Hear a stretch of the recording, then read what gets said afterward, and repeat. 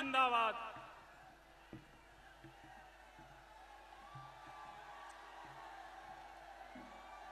नरेंद्र मोदी जिंदाबाद। नरेंद्र मोदी जिंदाबाद।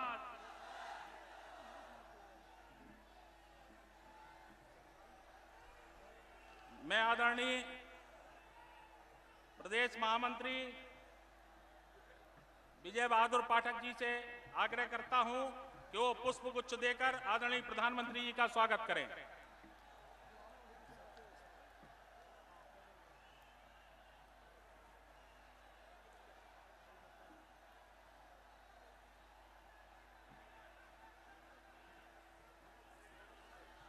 क्षेत्रीय अध्यक्ष आदरणीय मानवेन जी से आग्रह है कि वो माननीय प्रधानमंत्री जी का पुष्पगुच्छ देकर स्वागत करें।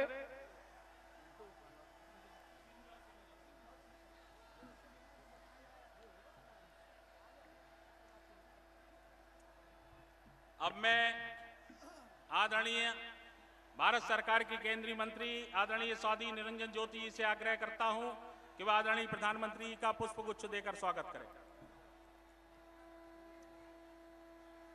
28 अप्रैल 1858 खजुआ ग्राम के बावनी इमली में ठाकुर जोधा सिंह अटैया के साथ 52 क्रांतिकारियों को अंग्रेजों के द्वारा फांसी पर लटकाया गया था।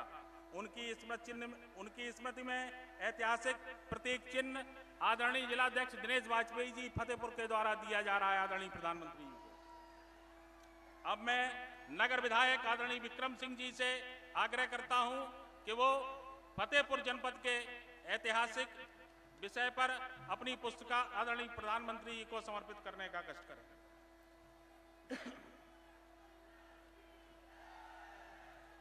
मंच पर उपस्थित सभी विधानसभा के प्रत्याशियों से आग्रह है कि वो बड़ी माला से आदरणीय प्रधानमंत्री जी का स्वागत करें।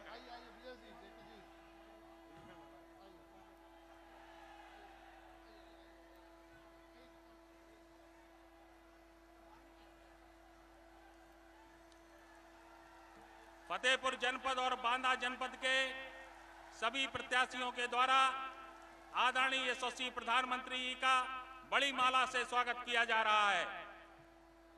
हम सब करतल ध्वनि से उनका स्वागत करते हैं।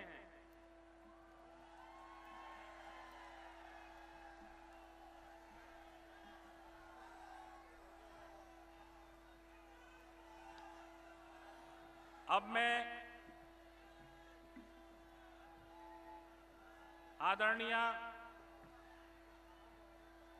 भारत सरकार की केंद्रीय मंत्री माननीय साध्वी निरंजन ज्योति से आग्रह करता हूं कि वो आएं और आदरणीय प्रधानमंत्री जी के स्वागत में 2 शब्द कहें।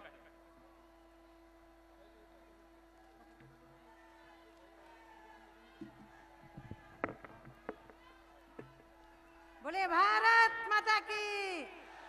अभी पीछे वाले लोगों की आवाज नहीं आ रही। ये फतेहपुर की आवाज इतनी है क्या? जरा जोर से बोलिए भारत माता की। अभी पीछे वाले लोगों की आवाज नहीं आई। बोले भारत माता की। वंदे वंदे। आज इस फतेहपुर ऐतिहासिक जिले में भारत के दिलों में, जनता के, जन जन के दिलों में वास करने वाले भारत के यशस्वी प्रधानमंत्री, जिनको हम सब लोग, आप सब लोग सुनने आए हैं, इस फतेहपुर की धरती पर मेरे संसदीय क्षेत्र में मैं बहुत बहुत पूरे फतेहपुर की तरफ से बहुत बहुत अभिनंदन वंदन करती हूँ। मंच पर उपस्थित सभी सम्मानित मंच, भारतीय जनता पार्टी के फतेहपुर के 6 प्रत्याशी, बांदा जिले के 4 प्रत्याशी, उनका भी मैं यहाँ से अभिनंदन करती हूँ, वंदन करती हूँ। बंधुओं, हम सब लोग माननीय प्रधानमंत्री जी को सुनने आए हैं। माननीय प्रधानमंत्री जी के कारण आज पूरे उत्तर प्रदेश में 2014 का जो करंट था आज वो दौड़ रहा है और मैं आपकी तरफ से माननीय प्रधानमंत्री जी को आश्वस्त करूं कि फतेहपुर की 6 सीटें जीतेंगी। जरा हाथ खड़ा करिए जरा जोर से, 6 सीटें जीतेंगे पक्का। 6 सीटें जिता करके यहां से भेजने का काम हमारे कार्यकर्ता करेंगे। माननीय प्रधानमंत्री जी को सुने, मैं 2-3 बातें आपके बीच में रखना चाहती हूं, क्योंकि उत्तर प्रदेश में सरकार नहीं है। आप सब लोगों की बहुत अपेक्षाएं हैं, केंद्र से योजनाएं आती हैं, लेकिन उत्तर प्रदेश सरकार के कारण हम फतेहपुर में नहीं ला पाते हैं। माननीय प्रधानमंत्री जी के संज्ञान में यहाँ की सबसे मूल समस्या, बहुत पुराना ऐतिहासिक जनपद, लेकिन आज तक फतेहपुर के अंदर सेवर लाइन नहीं बनी। यहाँ कोई भी औद्योगिक क्षेत्र नहीं है। बेंदकी के अंदर जो भी औद्योगिक क्षेत्र थे वो भी बंद पड़े हैं। मैं आपके माध्यम से माननीय प्रधानमंत्री जी, इस जनता की एक मांग है, यहाँ के किसान गन्ना पैदा करते हैं, लेकिन यहाँ के किसानों को गन्ना रायबरेली लेके जाना पड़ता है। यहाँ किसानों को गन्ना मील के लिए जरूरत है। मैं एक बात अब निवेदन करके वाणी पर विराम देती हूँ। बंधुओं भाइयों, माननीय प्रधानमंत्री जी बोले उसके पहले मैं 2-3 बातें कहना चाहती हूँ। उत्तर प्रदेश की तरह फतेहपुर में भी कानून व्यवस्था ध्वस्त है कि नहीं है?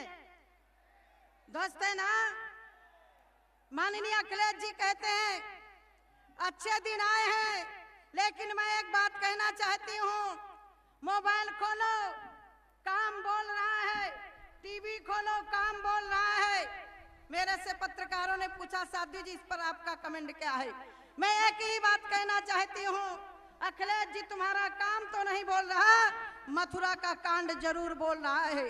तुम्हारा काम तो नहीं बोल रहा, मुजफ्फरनगर का कांड जरूर बोल रहा है। तुम्हारा काम तो नहीं बोल रहा, सहारनपुर का दंगा जरूर बोल रहा है। तुम्हारा काम तो नहीं बोल रहा, उस सड़क पर घसीट करके खींचने वाली उस बेटी और बहू जिसकी खेत के अंदर इज्जत लूटी गई, वो तुम्हारे कार बोल रहे हैं। इसलिए परिवर्तन की बेला है। इतनी घुटन अंधेरा, इतना आग लगी है पानी में, काजल बिंदिया चूड़ी सब कुछ लुट गए भरी जवानी में, सब सुख सब श्रृंगार लुट गया, मांग भरा सिंदूर लुट गया, बच्चों की मुस्कानें लुट गई, बूढ़ों का लुट गया सहारा, हर अक्षर आंसू की धारा, मेरी कविता दर्द तुम्हारा। मैं आपके बीच में, प्रधानमंत्री जी के बीच में ज्यादा बाधा नहीं बनना चाहती, लेकिन आज ही मुझे किसी ने एक कविता दी है। उस कविता में कहा गया है, क्योंकि अखिलेश जी कहते हैं काम बोल रहा है, कहीं माफियागिरी दिखती, कहीं तमंचे चलते हैं, कहीं सियासी छाया में ही गुंडे तस्कर पलते हैं, कहीं मजहबी तूफानों में नगर मुजफ्फर जला दिया, कहीं जवाहर बाग सियासी देख रेख में पला दिया। यूपी बर्बादी का अंजाम बोलता है। अखिलेश जी यूपी का काम नहीं बोलता, यूपी की बर्बादी का अंजाम बोलता है। सच कहते हैं, सच कहते हैं, पुत्र मुलायम के बेटे का कारनामा बोल रहा है। मैं एक बात और कहना चाहती हूँ, यहाँ चीखती अबला दिखती रोज पुलिस के थानों पर, खाकी वर्दी धारी कोठी और मकानों की, चलती रोड हाईवे पर बलात्कार हो जाता है, शासन अंधा और प्रशासन ढक्कन मुंह बंद कर लेता है। बलात्कार की साजिश पर एक बात मैं और कहना चाहती हूँ, जहाँ बलात्कार होते हैं, आजम खां बोल रहे हैं बलात्कार ये साजिश है, बलात्कार को साजिश आजम खान बोलते हैं। सच कहते हो पुत्र मुलायम सिंह जी के पुत्र यूपी की बर्बादी का अंजाम बोलता है। यह उत्तर प्रदेश का हाल है। इसलिए मेरे बंधुओं, माननीय प्रधानमंत्री जी आए हैं, मुझे विश्वास है लोकसभा के चुनाव में यही जन सैलाब था, और माननीय प्रधानमंत्री जी की आशीर्वाद से मैं यहाँ से सांसद बनी, आपकी मेहनत से, और मुझे विश्वास है कि मैं फतेहपुर की 6 सीटें जीत करके प्रधानमंत्री की झोली में दूंगी और उत्तर प्रदेश में सरकार बनाऊंगी। प्रधानमंत्री जी, मेरा एक भजन है यहाँ का, सारे लोगों ने कहा था 2 लाइन का भजन है, क्योंकि वही भजन मैंने हर मीटिंग में गाया है, तो मैं वो भजन जरूर, क्योंकि यहाँ के लोगों की मांग है, तालियां बजने लगी। बोले भारत माता की। कई जन्मों से बुला रहे हो, कई जन्मों से बुला रहे हो, कोई तो रिश्ता जरूर होगा, कोई तो रिश्ता जरूर होगा। माननीय प्रधानमंत्री जी,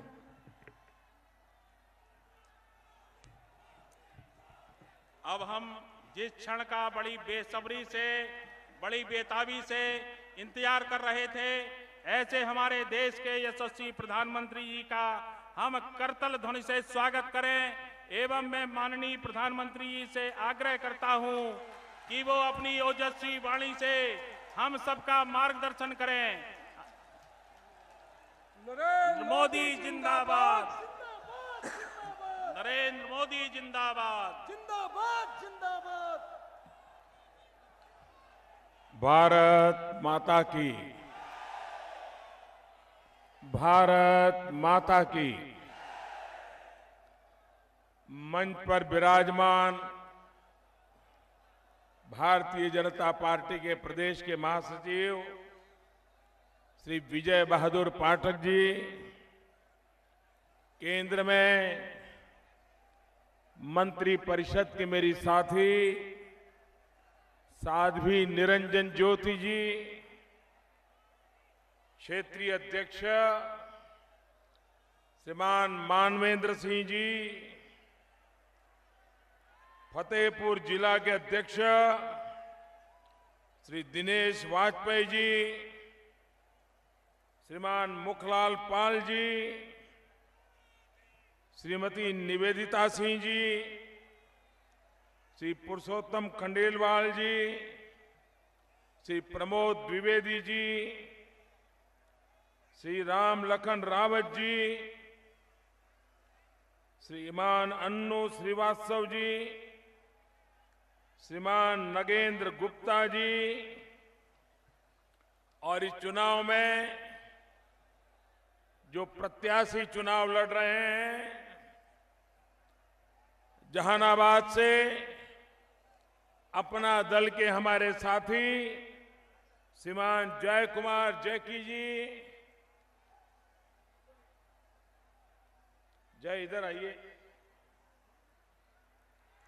हुसैनगंज से भाजपा के उम्मीदवार श्री रणवेंद्र प्रताप सिंह, खागा से उम्मीदवार श्रीमती कृष्णा पासवान जी, आयसा से उम्मीदवार श्रीमान विकास गुप्ता जी, तीनदवारी से उम्मीदवार श्रीमान ब्रजेश प्रजापति जी, बिंदकी से उम्मीदवार श्रीमान करण सिंह पटेल जी, बबेरू से उम्मीदवार श्रीमान चंद्रपाल कुशवाहा जी, फतेहपुर सदर से उम्मीदवार श्रीमान विक्रम सिंह जी, और विशाल संख्या में पधारे हुए मेरे प्यारे भाइयों और बहनों, मेरे साथ पूरी ताकत से बोलिए भारत माता की। दोनों मुट्ठी बंद करके बोलिए भारत माता की, भारत माता की।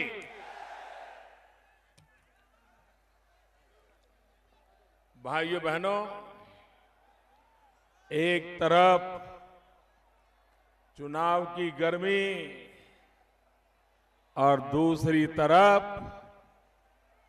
ठंड भी विदाई लेकर के गर्मी का एहसास होने लगा है। लेकिन ऐसे समय भी मैं आज इस मैदान में एक साथ 3-3 सभाएं देख रहा हूं। एक तो ये मैदान उधर पीछे कहीं टीला है, उस पर लोग चढ़ गए हैं, और इधर मैं देख रहा हूं जो मुझे देख भी नहीं पा रहे हैं वो भी बड़ी तादाद में मुझे नजर आ रहे हैं। भाइयों बहनों, ये एक जिले की रैली नहीं, एक राज्य की रैली करें तो भी लोग कहेंगे इतनी बड़ी रैली कैसे हुई। जहां जहां मेरी नजर पहुंचती है लोग ही लोग नजर आ रहे हैं। मैं यहां पर भारतीय जनता पार्टी और अपना दल के हर छोटे सिपाही को इतने बड़े सफल आयोजन के लिए हृदय से बहुत बहुत बधाई देता हूं। अद्भुत काम किया है, अद्भुत काम किया है। और जो लोग ये कर सकते हैं वे लोग मतदाताओं के घर घर जाकर के भारतीय जनता पार्टी अपना दल को भव्य विजय दिलाएंगे, ये मेरा पूरा विश्वास है। भाइयों बहनों, आज छत्रपति शिवाजी महाराज की जन्म जयंती का पर्व है। छत्रपति शिवाजी महाराज हमारे देश में सदियों से प्रेरणा के स्रोत रहे हैं। और ये भी सही है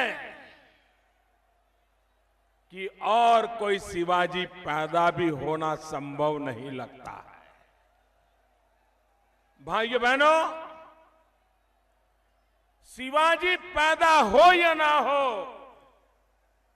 लेकिन कम से कम 125 करोड़ देशवासी सेवाजी तो बन सकते हैं।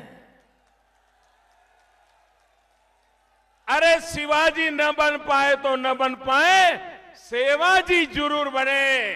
और हर हिंदुस्तानी हर दिन एक सेवा का काम करे तो शिवाजी के सपनों को भी सेवा के माध्यम से संपन्न किया जा सकता है। भाइयों बहनों, मैं सरदार वल्लभ भाई पटेल की भूमि से आ रहा हूं। मेरे देश के किसान भाइयों बहनों, इस देश में अनेक महापुरुषों को उत्तम से उत्तम श्रद्धांजलियां दी गई होगी, लेकिन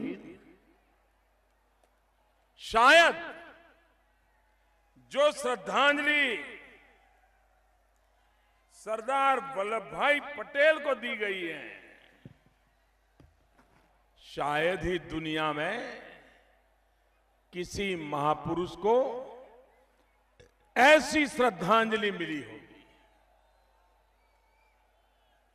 आज देश में सरदार साहब के जाने के बाद दूसरी और तीसरी पीढ़ी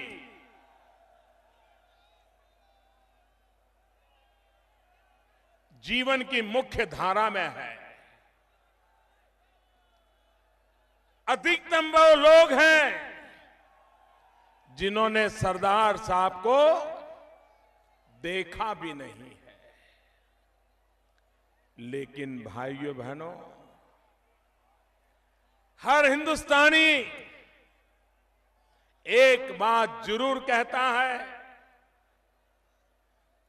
कि काश आज सरदार पटेल जिंदा होते तो। कितनी बड़ी श्रद्धांजलि है। देश के लोग दूसरी बात भी कहते हैं, देश कहता है अच्छा होता अगर देश के पहले प्रधानमंत्री सरदार वल्लभ भाई पटेल होते तो देश की दिशा अलग होती। भाइयों बहनों, हिंदुस्तान के सामान्य मानवी के दिल में सरदार वल्लभ भाई पटेल के प्रति ये जो श्रद्धा का भाव है वो हमें कर्तव्य की प्रेरणा भी देता है, जिम्मेवारी का एहसास कराता है। जो सपने सरदार पटेल ने देखे थे उन सपनों को भले 70 साल बीत गए लेकिन अब भी हम सब ने कठोर परिश्रम करके सही नीतियां बना करके ईमानदारी और नियत के साथ अगर उन नीतियों को लागू किया तो सरदार साहब के सपनों को हम पूरा कर सकते हैं। भाइयों बहनों, ये हमारा फतेहपुर एक सांस्कृतिक विरासत है, एक ऐतिहासिक धाम है। यहां के कई स्थान बिटौरा, असनी घाट, पुराणों में भी उसका उल्लेख है।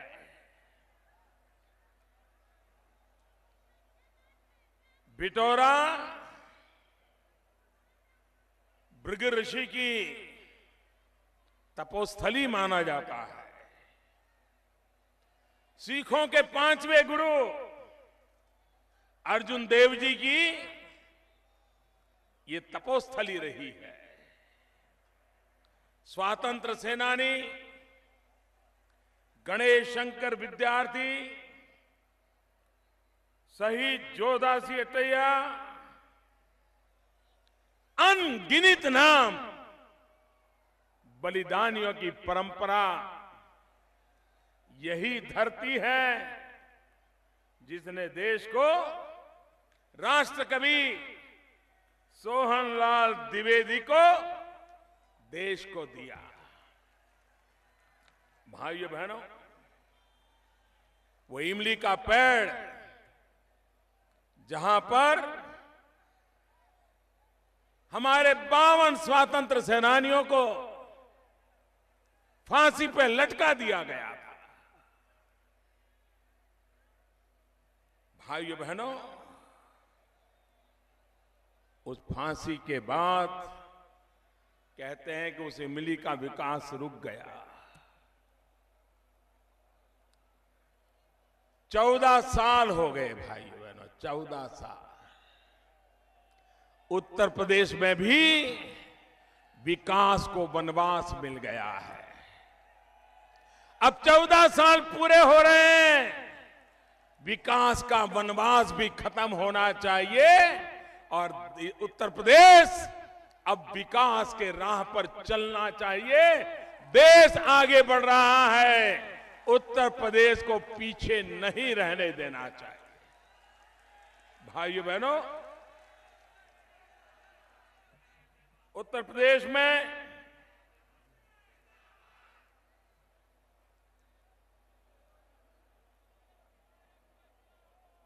चुनाव के 2 चरण पूर्ण हो चुके हैं, तीसरा चरण चल रहा है और मैं देख रहा हूं कि मतदाता बहुत ही भारी उत्साह के साथ, नए सपनों के साथ, नई आशा के साथ, भरपूर उमंग के साथ मतदान कर रहे हैं। पहले 2 चरण के संकेत जो मिले हैं ये साफ बता रहे हैं कि भारतीय जनता पार्टी भारी बहुमत से उत्तर प्रदेश में विकास की गंगा बहाएगी।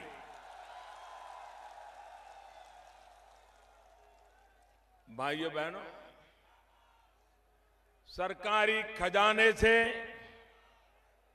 अनाप शनाप धन लुटा करके टीवी और अखबारों में छाए रहने का प्रयास करके जितना धन एडवर्टाइजमेंट में खर्च कर सकते हैं कर करके उत्तर प्रदेश की सपा सरकार ने सोचा था कि प्रचार प्रचार प्रचार करके लोगों की आंखों में ऐसी धूल झोंकेंगे कि लोग दूसरा कुछ देख ही नहीं पाएंगे। लेकिन भाइयों बहनों, ये जनता है, सब कुछ जानती है।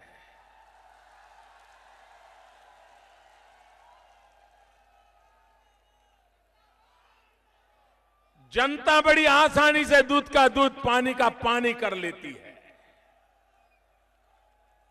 आपके इरादे नेक है कि नहीं है, आपकी नीयत साफ है कि नहीं है, आपकी ठीक नीतियां ठीक है कि नहीं है,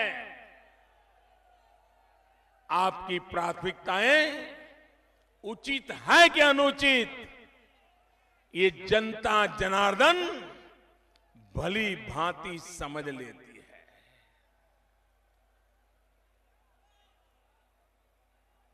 और आपने देखा कुछ लोगों को लगा कि मौका आया है, सारे देश में तो पिट गए, लेकिन अपने पुरखों के नाम पर शायद उत्तर प्रदेश में बच जाए। बड़ी आशाएं थी, बड़े सपने थे, जिन्होंने कभी तेज धूप नहीं देखी थी, जिन्होंने कभी रात को गांव कैसा होता है पता नहीं था, जो सोने के चम्मच लेकर के पैदा हुए थे, ऐसे लोगों को 27 साल यूपी बेहाल, गांव गांव गए, उनको लग रहा था मौका है, सपा खत्म हो रही है, शायद जगह बन जाए। लेकिन पूरा भ्रमण करने के बाद पाया कि कुछ मेल नहीं बैठ रहा है। भारी प्रचार करने वालों को भी लगा कि 5 साल बीत गए, जनता का विश्वास टूट चुका है, अब करे क्या। उन्होंने सोचा तू भी डूब रहा है, तू भी डूब रहा है, अरे चलो यार जरा हाथ पकड़ ले, साथ बच जाए।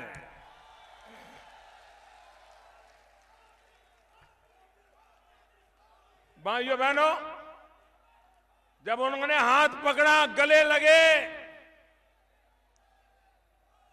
लेकिन पहले ही दिन पता चला कि रास्ता बड़ा कठिन है। पहले ही दिन निकले थे रथ पर, तार के तार ऐसे लटक रहे थे, कांप रहे थे, कहीं करंट न लग जाए।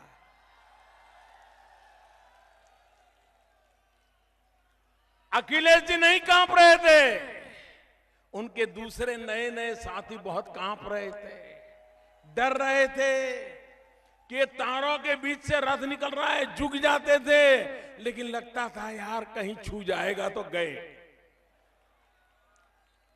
अखिलेश जी परेशान नहीं थे, क्योंकि उनको पता था तार है, बिजली कहां है।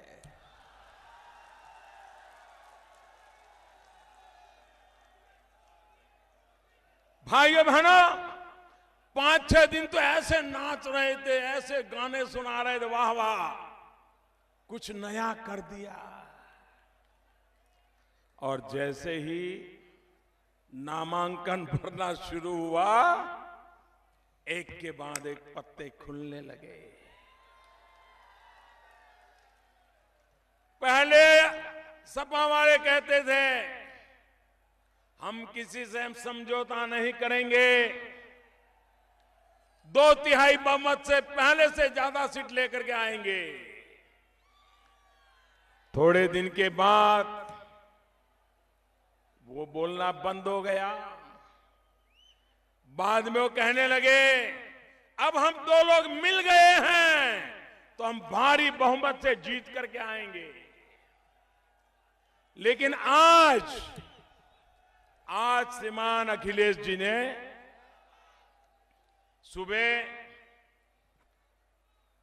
आज सुबह वो मतदान करने गए थे। मतदान करने के बाद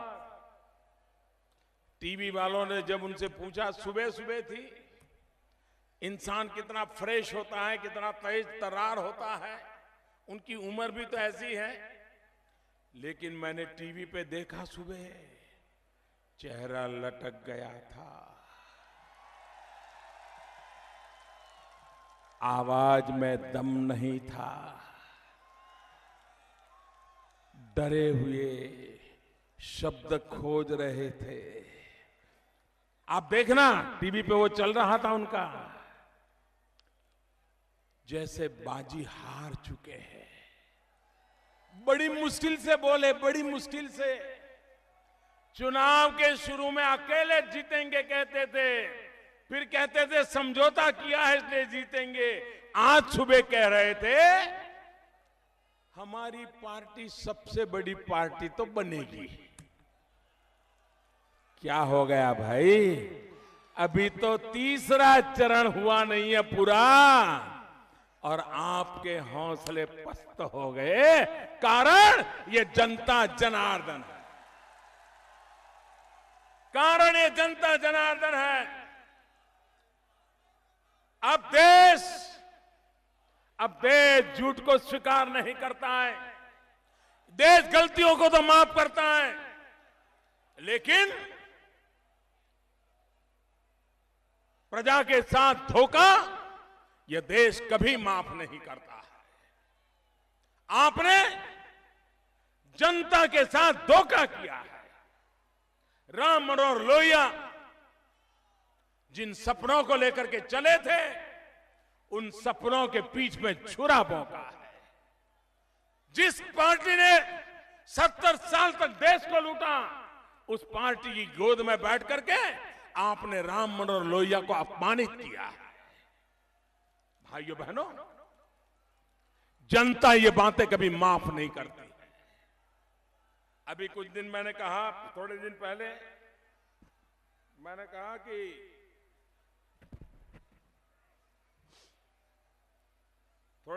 मैंने कहा कि उत्तर प्रदेश में थाना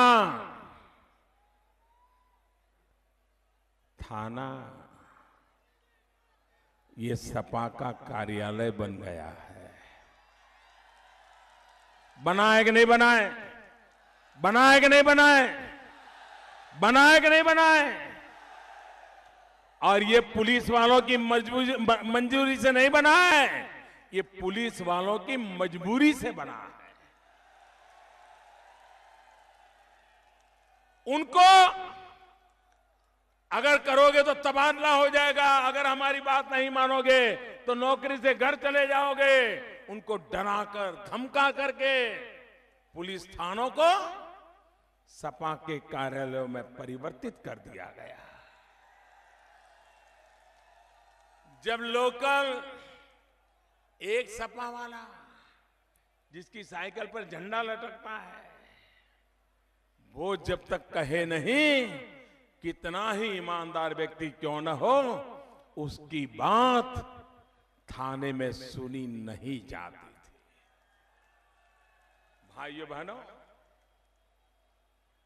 आपने देखा इस देश के सर्वोच्च न्यायालय को डांट देनी पड़ी, उत्तर प्रदेश की सरकार को डांटना पड़ा कि गायत्री प्रजापति के खिलाफ एफआईआर लिखो।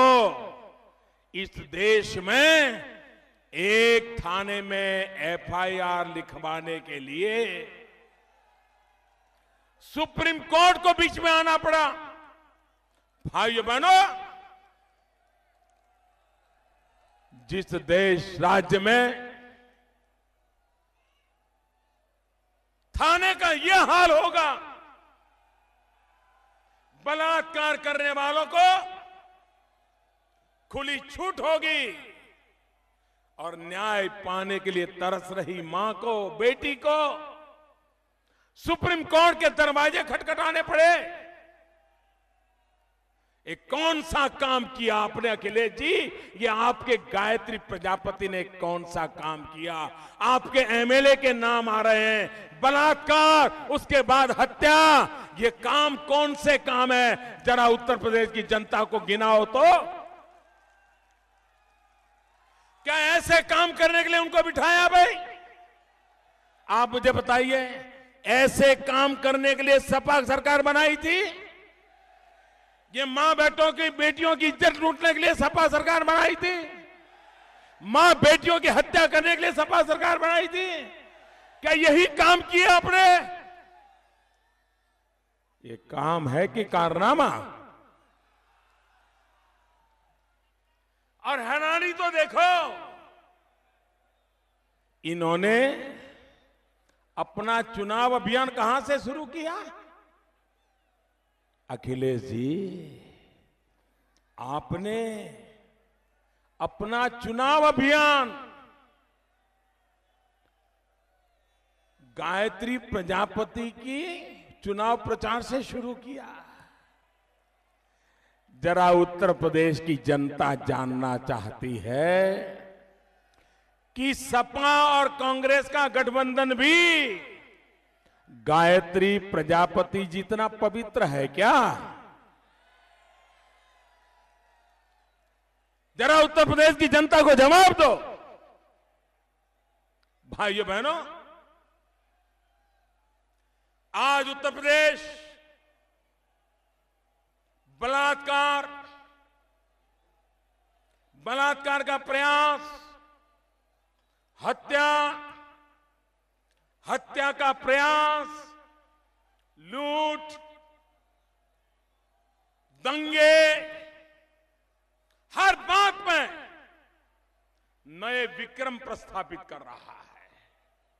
भाइयों बहनों, उत्तर प्रदेश में कानून व्यवस्था ये प्राथमिकता होनी चाहिए कि नहीं होनी चाहिए? आप मुझे बताइए, उत्तर प्रदेश में कानून व्यवस्था ठीक होनी चाहिए कि नहीं होनी चाहिए? अगर कानून व्यवस्था नहीं है तो ईमानदार इंसान जी पाएगा? अगर कानून व्यवस्था नहीं है तो सामान्य मानवी की जिंदगी सुरक्षित रहेगी? भाइयों बहनों, अगर कानून व्यवस्था ठीक नहीं है तो कोई पूंजी निवेश नहीं आएगा। अगर कानून व्यवस्था ठीक नहीं है तो कल कारखाने नहीं लगेंगे। अगर कानून व्यवस्था ठीक नहीं है तो उद्योग नहीं लगेंगे, रोजगार नहीं मिलेंगे। और अगर रोजगार नहीं मिलेंगे तो मेरे उत्तर प्रदेश के नौजवान को पलायन होने से कौन बचाएगा? भाइयों बहनों, हर बात की जड़ों में कानून व्यवस्था होती है। और इसलिए भाइयों बहनों, मैं आपसे अनुरोध करने आया हूं कि ऐसी सरकार जिसके लिए कानून व्यवस्था ये प्राथमिकता है ही नहीं, यहां जो कैमरा के सामने नारेबाजी कर रहे हैं, अब आपकी सारों की फोटो हो गई, कृपा करके आप शांत रहिए प्लीज। आप शांत रहिए भैया। बोलना शुरू करो, बोलना शुरू करो। भाइयों बहनों, नौजवानों का उत्साह इतना जोरदार होता है,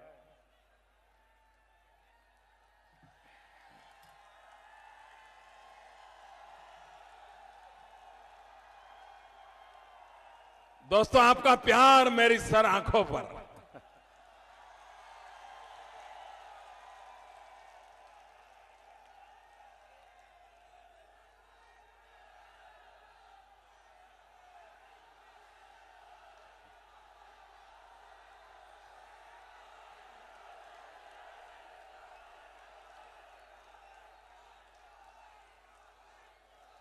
भाइयों बहनों, दलित, पीड़ित, शोषित, वंचित, ये सबसे ज्यादा जुल्म के शिकार हो रहे हैं। दिनों रात इनके पर जुल्म की संख्या बढ़ती चली जा रही है। इनका कौन?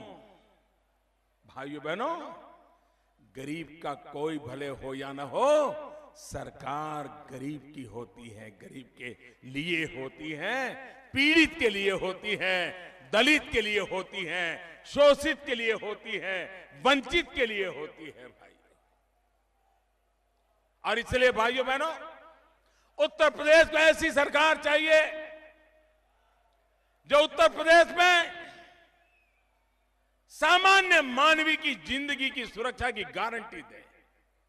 अगर कहीं कुछ होता है तो उसको विश्वास होना चाहिए कि किसी ने मुझ पर जुल्म किया है, लेकिन उसकी जिंदगी तो जेल के सलाखों में जाएगी। यहां का कानून कानून का काम कानून का काम करेगा। भाइयों बहनों, आप मुझे बताइए, आपका मकान, आपकी जमीन कोई भी आकर के गैर कानूनी कब्जा कर लेता है कि नहीं कर लेता है? पूरी ताकत से बताइए। आज उत्तर प्रदेश के गांवों में भी गुंडाराज, जो गरीब की जमीन को हड़प कर लेना, गरीब के मकान को हड़प कर लेना, ये खुलेआम चल रहा है कि नहीं चल रहा है? चल रहा है कि नहीं चल रहा है? ये जिनकी जमीनें छीन ली गई हैं, उनको वापस मिलनी चाहिए कि नहीं मिलनी चाहिए? जिनके घरों पर गैर कानूनी कब्जा कर दिया है, वो वापस मिलना चाहिए कि नहीं मिलना चाहिए? भाइयों बहनों, हम एक ऐसी सरकार देना चाहते हैं जो आपके हकों को छीन लिया गया है, उसे हम लौटाना चाहते हैं। और इसलिए भाइयों बहनों, मैं उत्तर प्रदेश को कह रहा हूं, उत्तर प्रदेश में भारतीय जनता पार्टी की सरकार को भारी बहुमत से विजयी बनाइए। भाइयों बहनों, हमारी सरकार गरीब के लिए है, किसान के लिए है। मैं उत्तर प्रदेश भारतीय जनता पार्टी को बधाई देना चाहता हूं। उन्होंने अपने संकल्प पत्र में एक महत्वपूर्ण घोषणा की है। उन्होंने कहा है कि गन्ना किसानों का पुराना जो बकाया है, वो 10-20 दिन में चुकता कर दिया जाएगा। दूसरा, उन्होंने कहा है अब गन्ना किसानों का भुगतान 14 दिन में हो जाएगा। ये भारतीय जनता पार्टी ने अपने संकल्प पत्र में कहा। ये मुश्किल काम नहीं है, हो सकता है, करने का नेक इरादा चाहिए। भाइयों बहनों, हो सकता है। मैं उत्तर प्रदेश भारतीय जनता पार्टी को बधाई देता हूं। उन्होंने एक बहुत बड़ा महत्वपूर्ण संकल्प किया है। उन्होंने कहा है कि उत्तर प्रदेश में भारतीय जनता पार्टी की सरकार बनेगी। पहली मीटिंग में जो छोटे किसान हैं, उनकी फसल का जो कर्ज है, वो कर्ज माफ कर दिया जाएगा। भाइयों बहनों, मैं उत्तर प्रदेश का सांसद हूं। उत्तर प्रदेश ने भारी बहुमत देकर के केंद्र में स्थिर सरकार बनाई है। उत्तर प्रदेश ने भारी बहुमत देकर के मुझे प्रधानमंत्री के रूप में सेवा करने का अवसर दिया है।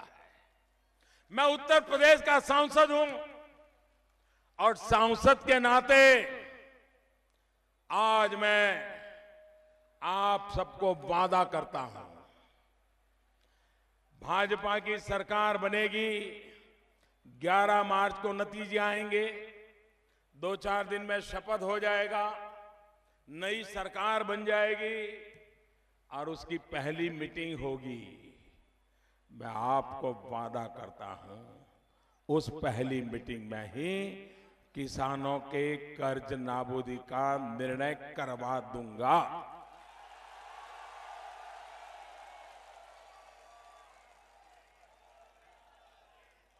भाइयों बहनों,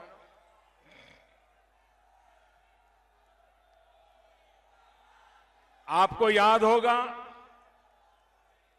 2014 में जब लोकसभा का चुनाव चल रहा था तो उस लोकसभा के चुनाव में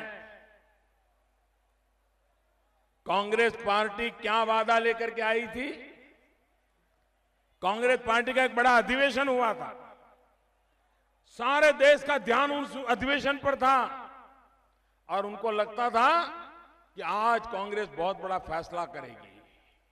और जब मीटिंग पूरी हुई, प्रेस कॉन्फ्रेंस हुई, तो प्रेस कॉन्फ्रेंस में क्या कहा, हमने तय किया है कि 2014 के चुनाव में यूपीए की सरकार बनेगी, कांग्रेस की सरकार बनेगी, तो गैस के सिलेंडर जो 9 देने का निर्णय किया है उसको हम बदल करके 12 सिलेंडर देने का फैसला करेंगे। 2014 में कांग्रेस पार्टी 12 सिलेंडर की 14 सिलेंडर इस मुद्दे पर वोट मांगने आई थी। इनकी सोचने की क्षमता देखो, उनके काम करने के इरादे देखो, देश की आवश्यकताओं के संबंध में इनकी समझ देखिए। भाई हंसी आती है, मुझे उन पर हंसी आती है।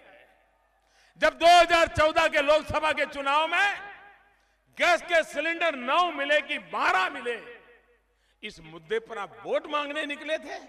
भाइयों बहनों, काम कैसे होता है आपको पता है। सरकार बनने के बाद मैंने लाल किले से देशवासियों को एक प्रार्थना की थी, एक बार इस धरती के संतान लाल बहादुर शास्त्री जी ने 65 की लड़ाई के समय देशवासियों को कहा था कि आप एक समय, सप्ताह में एक समय खाना छोड़ दीजिए। और इस देश के करोड़ों लोगों ने लाल बहादुर शास्त्री की बात मान करके सप्ताह में एक दिन खाना छोड़ दिया था। यह देश की ताकत है। भाइयों बहनों, मैंने लाल किले से देश को कहा था, अगर हमारे पास पैसे हैं,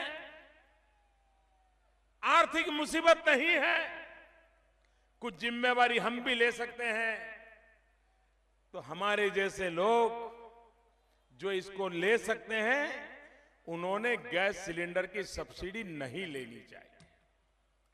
अमीर से अमीर व्यक्ति भी गैस सिलेंडर की सब्सिडी लेता था हमारे देश में। मैंने कहा भाई, गरीब को तो सब्सिडी जरूरत होती है, अमीर सब्सिडी क्यों एंजॉय कर रहा है, छोड़ना चाहिए। मैंने कोई कानून नहीं बनाया था, कोई डंडा नहीं चलाया था, कोई नोटिस नहीं भेजी थी, सिर्फ प्रार्थना की थी। भाइयों बहनों, मैं मेरे देशवासियों को प्रणाम करता हूं।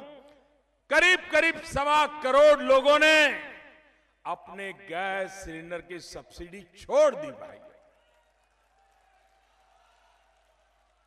तब जाकर के मैंने वादा किया कि हमारी गरीब माताएं, झुग्गी झोपड़ी में रहने वाली माताएं, गांव में रहने वाली माताएं लकड़ी के चूल्हे से खाना पकाती है, लकड़ी के चूल्हे से खाना पकाती है। और जब एक मां लकड़ी के चूल्हा जला करके खाना पकाती है, एक दिन में उसके शरीर में 400 सिगारेट का धुआं जाता है उसके शरीर में। आप मुझे बताइए, अगर उस मां के शरीर में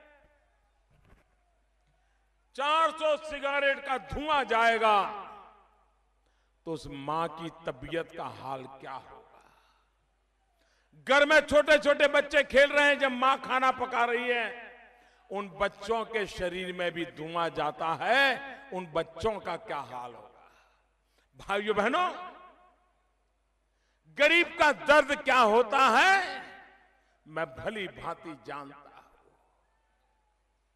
मेरी मां जिंदगी भर लकड़ी का चूल्हा जला करके खाना पकाती थी। अपनी आंखों से देखा है वो कैसे गर्मी के दिनों में कठिनाई झेलते हुए हम बच्चों को खाना खिलाती थी। वो दर्द मैंने देखा था, महसूस करता था। प्रधानमंत्री बना, वो दर्द मुझे आज भी कुछ करने के लिए प्रेरणा देता है। और मैंने निर्णय किया कि आने वाले 3 साल में 5 करोड़ गरीब परिवारों के घर में मैं गैस का चूल्हा पहुंचाऊंगा, गैस का सिलेंडर पहुंचाऊंगा और मुफ्त में कनेक्शन दूंगा। भाइयों बहनों, अभी मैंने ये काम की शुरुआत तो 10-11 महीने पहले की थी, लेकिन 10-11 महीने के भीतर भीतर अब तक 1.25 करोड़ से भी ज्यादा परिवारों में गैस का सिलेंडर, गैस का कनेक्शन पहुंच गया। लकड़ी का चूल्हा जलना बंद हो गया। धुएं से उस मां को मुक्ति मिल गई। भाइयों बहनों, काम किसको कहते हैं? वो मां के आशीर्वाद बोलते हैं। वो मां के आशीर्वाद बोलते हैं। जिंदगी में सोचा नहीं होगा कि उसके घर में भी कभी गैस का सिलेंडर हो सकता है। उसने तो यही सोचा होगा कि गैस का सिलेंडर तो बड़े बड़े अमीर लोगों के घर में ही हो सकता है, जिनके घर में गाड़ी हो उसी के घर में हो सकता है, जिसके घर में अलग किचन हो उसी के घर में हो सकता है। भाइयों बहनों, हमने दिखा दिया कि गरीब की झोपड़ी में भी गैस के चूल्हे का हक बन सकता है, और ये काम ये सरकार कर रही है। भाइयों बहनों, हमारे देश में किसान फर्टिलाइजर खरीदता है। फर्टिलाइजर, क्या हाल है फर्टिलाइजर का? भाइयों बहनों, देश में कभी भी फर्टिलाइजर के दाम कम नहीं होते थे साहब। हम पहली बार हम आए, हमने तय किया कि हम किसानों को यूरिया ठीक से पहुंचे, इसकी चिंता करेंगे। भाइयों बहनों, आज स्थिति यह है कि हमने, एक जमाना था यूरिया पाने के लिए कतार में खड़ा रहना पड़ता था, पुलिस की लाठी खानी पड़ती थी, या तो यूरिया काले बाजारी में लेना पड़ता था, ब्लैक मार्केट में लेना पड़ता था। भाइयों बहनों, हमने यूरिया का नीम कोटिंग किया, यूरिया की चोरी बंद हो गई। यूरिया जितना होता है अब किसान के पास ही जाता है, क्योंकि अब हमने वो व्यवस्था की है कि यूरिया खेती के सिवाय कहीं काम नहीं आ सकता है। भाइयों बहनों, आज देश में यूरिया के लिए कोई मांग नहीं रहती है, समय पर यूरिया मिल जाता है। और इतना ही नहीं, नीम कोटिंग करने के कारण यूरिया से उत्पादन भी बढ़ने लगा है। भाइयों बहनों, जब चौधरी चरण सिंह जी देश के प्रधानमंत्री थे, एक बार आजादी के इतने सालों में एक बार चौधरी चरण सिंह के जमाने में फर्टिलाइजर के खाद के दाम कम हुए थे। उसके बाद पहली बार दिल्ली में एक ऐसी सरकार बैठी है कि जिसने खाद के अंदर, भाइयों बहनों, हमने दाम कर किए। डीएपी हो, एमओपी हो, मिश्रित एनपीके हो, तीनों में दाम कम किए और उसके कारण किसानों को 5,000 करोड़ से ज्यादा रुपयों की फायदा हुआ है। भाइयों बहनों, काम कैसे होता है आपको जान करके खुशी होगी। हमने एक काम किया एलईडी बल्ब लगाने का। अब एलईडी बल्ब ये कोई नरेंद्र मोदी प्रधानमंत्री बनने के बाद पैदा नहीं हुआ है, और न ही एलईडी बल्ब का संशोधन नरेंद्र मोदी ने किया है। लेकिन जब कांग्रेस की सरकार थी तब एलईडी बल्ब बिकता था 300, 350, 450, 400 रुपये में। हम आए, हमने कहा जरा बताओ भाई क्या मामला है, जरा देखें। जांच पड़ताल शुरू की और हमने लेगा कि एलईडी के नाम से मुनाफा लूट रहे हैं, पैसे बना रहे हैं, ये लोगों के साथ अन्याय है। हमने हिसाब किताब लगाया, आज एलईडी का बल्ब 70-80 रुपये में मिलता है भाइयों, 70-80 रुपये। पिछले 1 साल से मैं इस पर काम कर रहा हूं। 1 साल में करीब करीब हिंदुस्तान के 20 करोड़ एलईडी बल्ब बिक चुके हैं। 20 crore LED bulb. LED bulb बेचने का परिणाम यह हुआ है, एक तो बल्ब का आयुष ज्यादा होता है और दूसरा इन एलईडी बल्ब के कारण देश में जो बिजली का उपयोग करने वाले छोटे छोटे परिवार हैं, उनकी जेब में करीब करीब 11,000 करोड़ रुपया की बचत हुई है। ये 11,000 करोड़ आपकी जेब से जाता था, उसको बचा करके आपके पास रखा है। और एलईडी बल्ब के कारण जिस घर में 250 रुपया खर्चा कम हुआ, 300 रुपया खर्चा कम हुआ, 400 रुपया कम हुआ, वो अब अपने बच्चों के लिए दूध ले पा रहा है, बच्चों को दूध पिला रहा है। ये काम ये सरकार करती है। भाइयों बहनों, उत्तर प्रदेश का नौजवान, उसको अपने जनपद में रोजगार मिलना चाहिए कि नहीं मिलना चाहिए भाई? मिलना चाहिए कि नहीं मिलना चाहिए? आप कितने ही होनहार हो, कितने ही काबिल हो, आज उत्तर प्रदेश में नौकरी मिलने की गारंटी है क्या? सिफारिश के बिना नौकरी मिल सकती है क्या? जान पहचान के बिना नौकरी मिल सकती है क्या? नगद नारायण के बिना नौकरी मिल सकती है क्या? पैसे देने पड़ते कि नहीं देने पड़ते? ये पाप बंद होना चाहिए कि नहीं होना चाहिए भाइयों? होना चाहिए कि नहीं होना चाहिए? देश के युवाओं को अगर नौकरी नहीं मिलेगी तो 3 महीना 6 महीना इंतजार करेगा, लेकिन खुद का हक होने के बजाय किसी और को भ्रष्टाचार के कारण नौकरी मिल जाती है तो वो उसको सहन नहीं होता है। और इसलिए भाइयों बहनों, सबका साथ सबका विकास, हर किसी को न्याय होना चाहिए। हमने उज्ज्वला योजना के अंतर्गत गैस के चूल्हे दिए। हमने ये नहीं पूछा कि भाई मोदी बनारस का एमपी है तो बनारस वालों को ही मिलेगा। जी नहीं, उत्तर प्रदेश के हर कोने में समान रूप से मिलेगा। हमने ये नहीं कहा कि फिर अब हिंदू को मिलेगा, मुसलमान को नहीं मिलेगा, हर किसी को मिलेगा। जिसका भी नंबर आता है लाइन में, सबको मिलेगा। हमने ये नहीं कहा कि ये जाति को मिलेगा, वो जाति को मिलेगा, नहीं। गांव की जो सूची है, सूची के अनुसार हर किसी को बारी बारी से मिलता जाएगा और आने वाले दिनों में हर किसी का हक पूरा कर दिया जाएगा। भाइयों बहनों, मेरा पराया नहीं चलता है। सरकार को ये करने का हक नहीं है। और इसलिए भाइयों बहनों, उत्तर प्रदेश में भेदभाव ये सबसे बड़ा संकट है। अन्याय की जड़ों में भेदभाव है।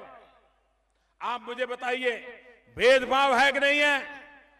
भेदभाव है कि नहीं है? मैं तो हैरान हूं साहब। दलित को पूछो तो वो कहता है मुझे हक का नहीं दे रहे हैं, ओबीसी वाले ले जाते हैं। ओबीसी वालों को पूछो तो बोले मेरे हक का नहीं देते, वो सिर्फ यादव को दे देते हैं। यादव को पूछो कि बोलो साहब उनके परिवार से जो जुड़े हैं सिर्फ उन्हीं को मिलता है, बाकी सब मुसलमानों को चला जाता है, यादव को भी नहीं मिलता है। हर कोई शिकायत कर रहा है। भाइयों बहनों, ये भेदभाव नहीं चल सकता है। जिसका भी हक है, किसी भी माता की कोख से पैदा हुआ है, हर किसी को उसके हक का मिलना चाहिए। ये सबका साथ सबका विकास होता है और भारतीय जनता पार्टी उस पर चलती है। भाइयों बहनों, गांव में अगर कब्रिस्तान बनता है तो गांव में स्मशान भी बनना चाहिए। अगर रमजान में बिजली मिलती है तो दिवाली में भी बिजली मिलनी चाहिए।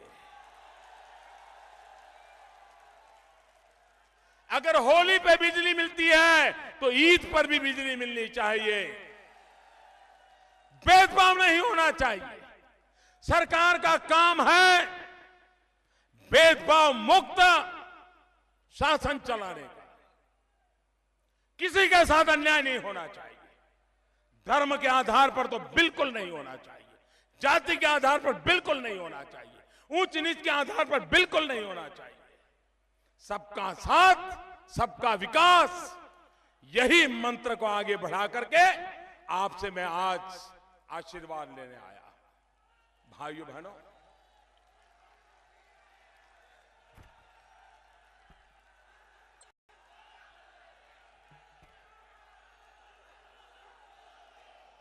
भाइयों बहनों, मैं देशवासियों के सामने कुछ छिपाना पसंद नहीं करता हूं। मैं अपनी मुसीबतें भी बता देता हूं देशवासियों को। निर्णय आपको करना है। मेरी मुसीबत भी, क्योंकि आप ही मेरे मालिक हो, आप ही मेरे हाईकमांड हो। और मैं अपने मालिक को नहीं बताऊंगा तो किसको बताऊंगा? अपने हाईकमांड को नहीं बताऊंगा तो किसको बताऊंगा? और इसलिए भाइयों बहनों, आप मुझे बताइए, मैं दवाइयों की कीमत कम करूंगा तो दवाई बेचने वाले मुझसे नाराज होंगे कि नहीं होंगे? जरा पूरी ताकत से बताइए। मैं दवाइयों की कीमतें कर दी है मैंने। जो दवाई 3000 रुपए में कैंसर की दवाई मिलती थी, वो मैंने 70-80 रुपए में ला करके रख दी। जो दवाई 70 रुपए में मिलती है, मैंने 8 रुपए में ला करके रख दी। ये दवाई में मुनाफा कमाने वाले मुझ पे गुस्सा करेंगे कि नहीं करेंगे?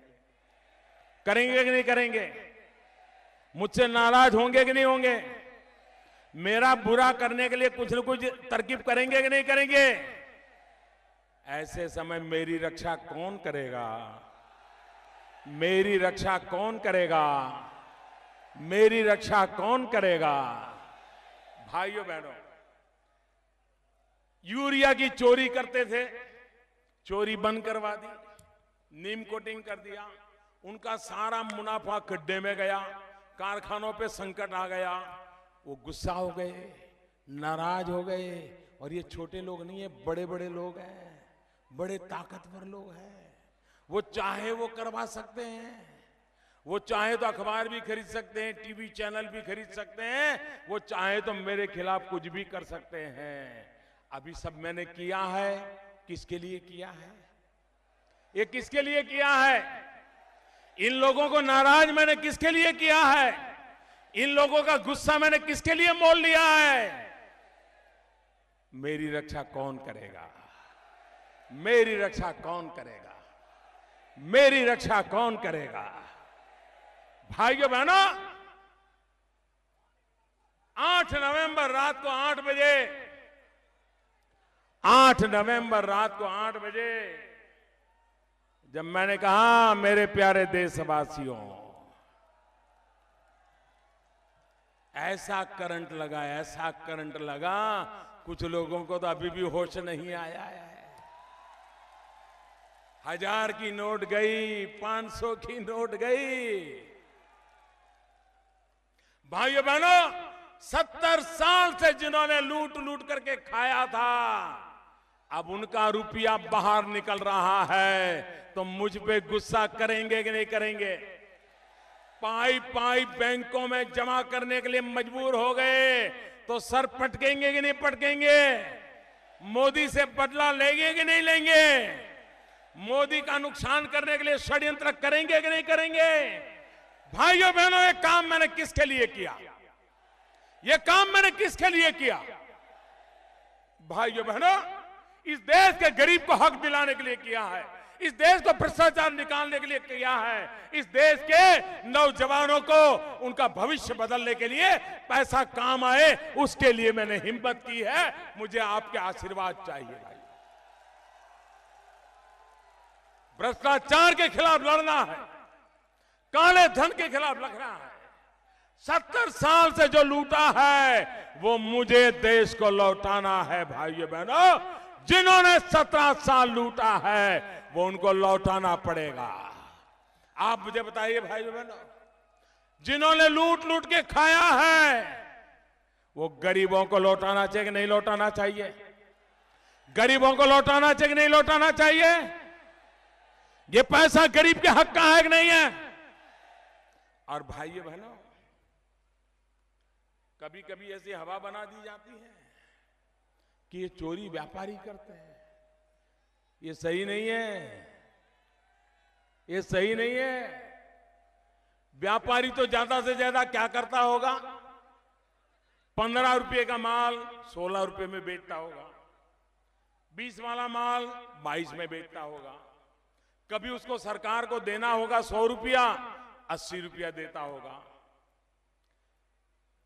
मुसीबत की जड़ वहां नहीं है, मुसीबत की जड़ तो जो पद पर बैठे हैं, पदों पर बैठ करके लूटते हैं, ये मुसीबत की जड़ है।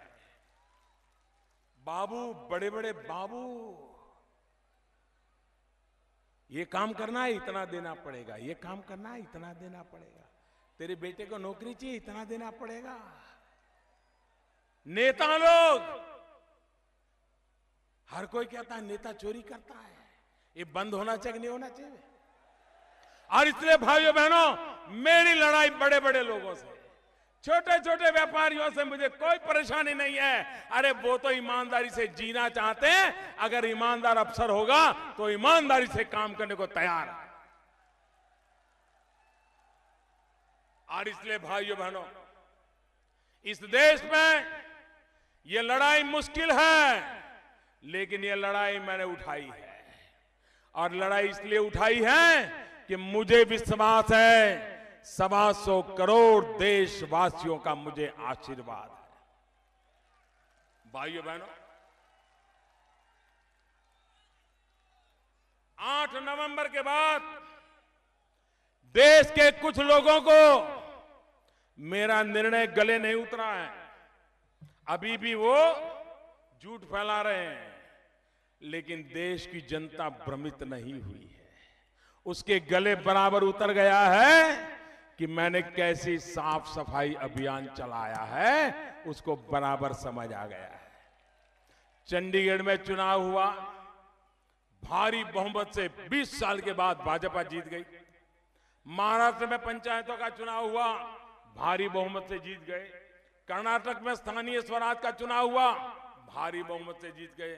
गुजरात में पंचायत नगर पालिका का चुनाव हुआ, भारी बहुमत से जीत गए। अभी उड़ीसा में चुनाव चल रहा है, उड़ीसा में चुनाव चल रहा है। उड़ीसा में हमारा कभी स्थिति 1% 2% से ज्यादा नहीं थी। आज हम उड़ीसा में सत्ता दल से बराबरी का मुकाबला कर रहे हैं, लोग हमें जिता रहे हैं। भाई, और मैं उत्तर प्रदेश में भी देख रहा हूं, ईमानदारी की लड़ाई का चुनाव है। जो ईमानदारी के साथ चलना चाहते हैं, आइए भारतीय जनता पार्टी को वोट दीजिए। बेईमानों से निकालना चाहते हैं, आइए भारतीय जनता पार्टी को वोट दीजिए।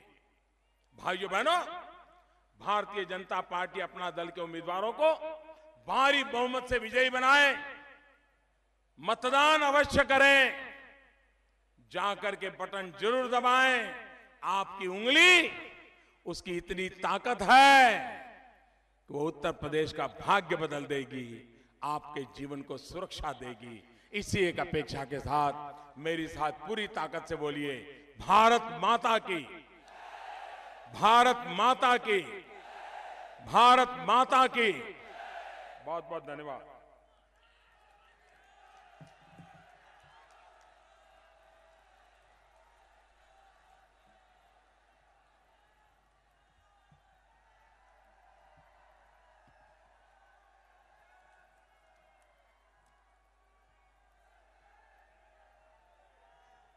आज फतेहपुर की धरती पर, इस दोआबा की धरती पर भारत के यशस्वी प्रधानमंत्री माननीय नरेंद्र मोदी जी का फतेहपुर की जनता की ओर से मैं आभार व्यक्त करता हूं।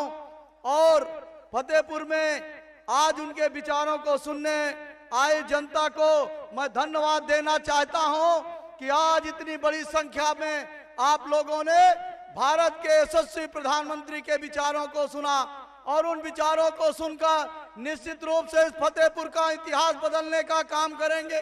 और ये फतेहपुर का इतिहास बदलेगा और फतेहपुर में 6 सीटें जीतकर फतेहपुर विधानसभा में उत्तर प्रदेश में पहला नाम दर्ज कराएगा। इसी विश्वास